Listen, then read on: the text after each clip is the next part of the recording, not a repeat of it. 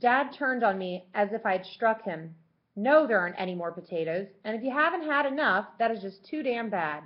Do you think your paltry little job gives you special privileges to eat when everyone else at the table is hungry too? Do you realize that your mother ironed all day to buy the food set before us, that she never asked for second helpings? Mom tried to stop him. She said, Stephen, has it come to this? Are we watching what one another swallows? He got up, then stalked outside. Kitty ran up to her room, and Joey went outside to sit on the steps. Mom and I sat alone at the table. She didn't cry. I guess she was long past crying. She just sat there without speaking, and I sat looking at her and wondering. She had always been so pretty, so young, until the past 2 years. Now she looked old, although actually she was only 36. I wondered how she could stand up in the face of all these troubles. I had my life at school, my music. Mom no longer had the music she loved, just an ironing board all day and a husband who made life miserable for his family when he came home at night.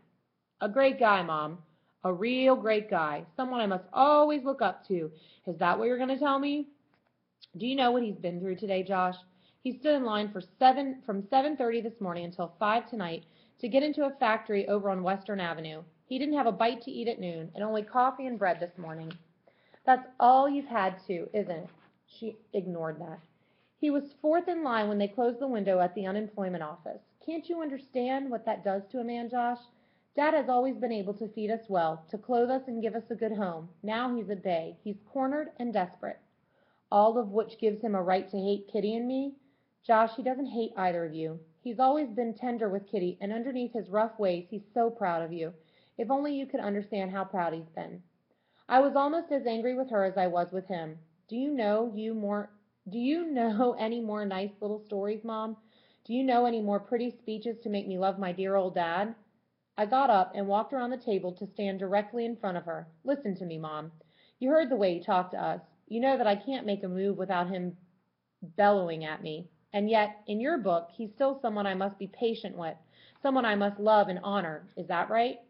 She looked at me steadily as I glared down at her. When a woman sides with her children against her husband, a marriage and a family are all in ruins, Josh. Your father is crazed with fear and terror. I'll stand by him no matter what his son says about him.